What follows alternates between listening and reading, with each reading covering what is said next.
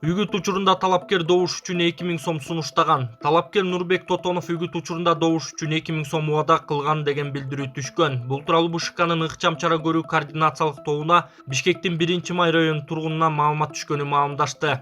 Анда кварталдык комитеттин төрагасы 1-Май бир мандаттуу шайлоо округу боюнча Жогорку Кеңештин депутаттыгына талапкер Нурбек Тотоновду колдоо боюнча үгүт иштерин жүргүзүп жатканын жана добуш берүү үчүн 2000 сом убада кылып жатканын билдирген. Арыз ээси ушул кварталда 2021-жылдын ноябрындагы шайлоо өнөктүгү учурунда үгүт иштери менен алектенип, акча сунуштаганын билдирген. Бул фактыларды тактоо жана юридикалык баа берүү үчүн маалымат Ички иштер министрлигине жөнөтүлдү. Бишкектин вице-мэри Азат Узаков 2 айга камалды. Бишкек шаарынын вице-мэри Азат Узаков УКМКнын тергөө изоляторуна 2 айга камалды. Бул тууралуу 1-Май райондук соттун маалымат кызматынан билдиришкен. Маалымат калайга 18-апрелге чейин камалган. Мындай чечим 19 февралда 1-Май райондук соту тарабынан кабыл алынды деп билдиришти мекемеден. Маалымат үчүн Бишкек шаарынын вице-мэри коррупцияга шектелип кармалган. Азат Узаков 2021-жылы сентябрда Борбор калаанын вице-мэри болуп дайындалган. Жапаров Баткенде жумушчу сапары менен жүрөт. Министрлер кабинетинин төрагасы Акылбек Жапаров Баткен облусунда 2 күндүк жумушчу сапары менен жүрөт. Бул тууралуу Министрлер кабинетинин басма сөз кызматынан билдиришти. Сапардын жүрүшүндө Министрлер кабинетинин башчысы Баткен облусунун бир катар өнөр жай объектилерин кыдырып чыгып, Ош Ноокат Баткен автожолун реконструкциялоо иши менен таанышып, ошондой эле Министрлер кабинетинин көчмө жыйынын өткөрөт. Мээнеттин дөөлөтү же министр Руслан Казакбаевдин иш билги жүрүшү. Өлкөбүздүн өнүгүүсү үчүн тер төгүп каруусун казык кылып иштеген, казнага кол салбай таза жүргөн чоң кызматтагылар аз эле. Эл аралык деңгээлде Кыргызстандын туусун бийик көтөрүп, аброюн арттырып, алыскы жакынкы чет өлкөлөр стратегиялык өнөктөштөр менен тыгыз мамиле түзүп, соода-экономикалык, маданий-гуманитардык байланыштарды бекемдеп, тышкы иштер министри Руслан Казакбаев тажрыйбалуу дипломат катары жан тынымын албай иштеп келатат. Анын ошол кызылдай мээнети жогорку бааланып, өлкөбүздүн экономикасынын өнүгүүсүнө, тышкы байланыштардын бекемделишине кошкон салымы үчүн Данакер ордени менен сыйланды. Эсиңиздерге салсак, Бакуга расмий иш сапары менен барганда ооруп калганына карабай, расмий жолугушууларды үзгүлтүккө учуратпай өткөрүп, сүйлөшүүлөрдү чебер жүргүзүп, соода-экономикалык келишимдерге кол коюп, өлкөбүз үчүн маанилүү иштерди бүтүргөндөн кийин анан даарыланып баштаган экен. Өлкөгө, элге болгон сүйүүсүн куру сөз менен эмес, ак эмгеги менен далилдеген дипломат Руслан Казакбаевди сыйлыгы менен куттуктайбыз деп жазган Чындык медиа сайты. Казнаны какшыта тоногон Өмүрбек Текебаев элчи болуп кете береби? Арийне элдин тынчтыгы, мамлекеттин бүтүндүгү, стабилдүүлүгү үчүн саясаттагы үлкөндөрүбүздүн ынтымакта болушу абзел. Бирок ошондой болсо да бир кезде мамлекетти канды бүлөөн кылып, керт башынын кызыкчылыгы үчүн казнаны тоноп тополоң кылып жайнаган, жаш өмүрлөрдү кыйган канкор саясатчылар жазасын эртеби кечпи алууга тийиш. 2010-жылы Азия Универсал банкынан тоноп жүктөп кеткен алтындар, $300 миллион акча тууралуу Текебаев ныпым ооз ачпай койду. Ошол жерде жардап турган эл караган боюнча калышыптыр. Анын үстүнө алдамчы, ууру деп камакта отурган Абдулла Юсупов деген анын баарын төкпөй чачпай айтып берип жатпайбы? Эми ал кылмышкер курал сатууга аралашкан киши, бирок анын Текебаев тууралуу айткандарында чындыктын үлүшү бар.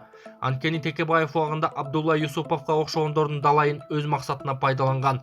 Алар азыр камакка түшмөк турсун бардар турмушта жашап жатышат. Текебаев ошол банктан каракталган акчаларды өзүнүн партиялаштарына, саналаш айылдаш туугандарына бөлүшүп бергенинде шек жок. Алардын баары 2010-жылга чейин жакыр турмушта жашашкан. Анан эле бели оорутуп, кол жоорутпай туруп, Борбор калаадан үй, ар түрдүү мүлктөргө ээ болуп калып жатышпайбы? Болгондо да баары ошол ата мекен партиясынын 2010-жылдагы активдүү мүчөлөрүнүн баары тегиз байышкан. Биринин да андан мурун кылган дайындуу иши же бизнеси болгон эмес. Албетте бул мародёрчулук. Элдин маңдай теринен, ыймуунан топтолгон акчаны бир күндө талап алган каракчылар мыйзам алдында, Кудай алдында жооп берет баары бир, деп жазган Аргумент KG сайты. УКМКнын жетекчисин президенттин уулу атып салды. Тажикстандын президентинин уулу атайын кызматтын башчысын атып салды.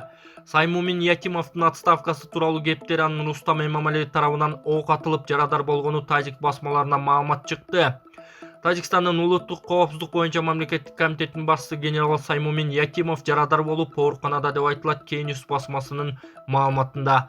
Бул тууралуу маалыматтарды тажик бийлиги активдүү таратып, социалдык тармактарда азыртан эле талкууга алынууда. Бул тууралуу дагы орусиялык эксперт Андрей Серенко өзүнүн Telegram каналында жазганы айтылды. Алардын айтымында Тажик президенти Эмомали Рахмондун уулу Рустам Рахмон генерал Ятимовго ок чыгарган. Башка маалымат булактары Тажик коопсуздук күчтөрүнүн ГБАОдо памирлик активисттерге каршы атайын операция маалында генерал Ятимовго кол салуу пландалганын кабарлашкан.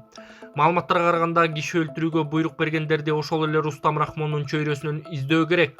Маалымат булактары бул киши өлтүрүү сценарийинин 2012-жылы УКМКнын генералы Абдулло Назаровдун өлүмү менен коштолгон сценарий менен окшоштугуна көңүл бурушат.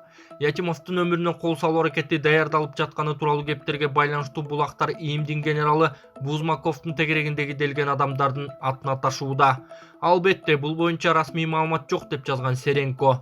Тажик эксперттердин бири анонимдүү түрдө Рустам Рахмон жана анын айланасындагылар Ятимов Эмомали Рахмондун кайрадан тактага отурушун талап кылып жатканына нааразы экенин билдирген.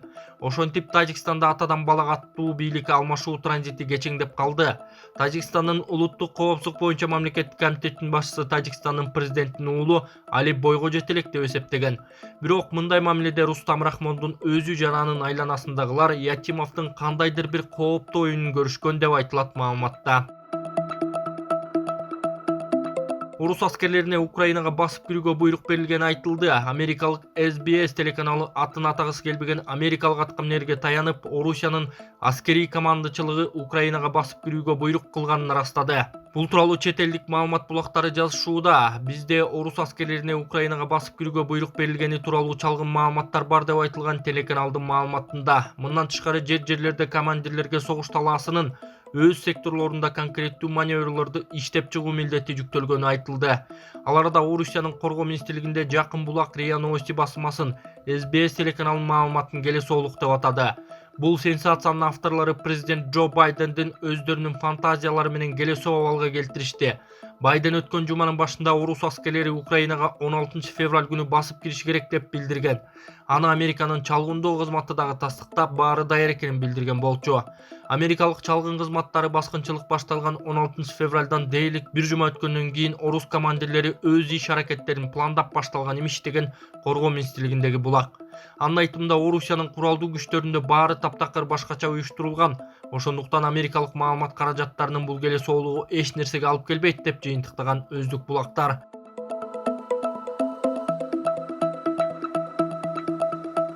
AFC ооруканага түшкөн Бусурманкул Абдибайыт уулунун абалы айтылды. Хабиб Нурмагомедовдун уюму аталган AFC'нин жеңил салмактагы чемпиону кыргыз мушкери Бусурманкул Абдибайыт уулунун ден соолугу акырындан калыбына келүүдө. Бул тууралуу Супер KG порталына Бусурманкул Абдибайыт уулунун машыктыруучусу Кенжебек Чекиров билдирди. Азыркы маалда интенсивдүү дарылануу алып жатат. Бара-бара абалы калыбына келүүдө. Ушул жумадагы дарыгерлердин көзөмөлүндө болот. Алардын уруксаты менен ооруканадан чыкса Бишкекке жол тартат деген Чекиров. 18 февралда Бусурманкул Абдибайыт уулу ден соолугуна байланыштуу Москвадагы ооруканага жаткырылган. COVID-19 бир күндө 15 бейтап катталды, 2 адам каза болду. Саламаттык сактоо министрлигинин бүгүнкү 21 февралдагы маалыматына караганда кечээден бери Кыргызстанда бул инфекциядан 2 адам каза болду. Жалпысынан өлкөдө коронавирустан көз жумгандардын расмий саны 2946 адамга жетти. Соңку бир күн ичинде вирус менен дагы 15 адам катталды. Алардын эң көбү Бишкек шаарында 10 адам. Өлкөдө коронавирус жуккандардын расмий катталган саны 200 миңден ашты. Кыргызстан COVID-19 4-чү толкуну башталганын 12 январда расмий айтылган. 19 январда катталгандар 870ге жеткен. Андан бери көрсөткүч төмөндөдө. Адистер расмий статистика чыныгы абалды чагылдырбай жатканын, ооругандарда каза болгондорда андан көбүрөөк экенин айтып келишет.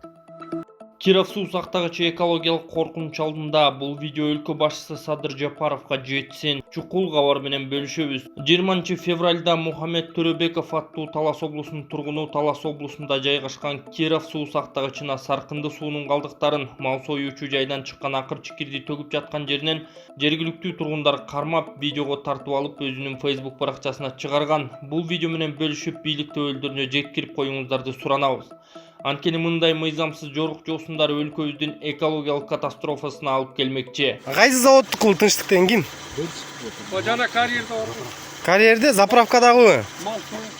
Мал сойгон тынчтык, э? Бойнян эмес, кандай? Бойнян эмес. Еба мына каным баарын төгүп отур мына бойнян чыккан каным бар. Кировка суу сактагычы мынаки. Мынаки, блин. Жанатан бери 3 машина төктүр жанак.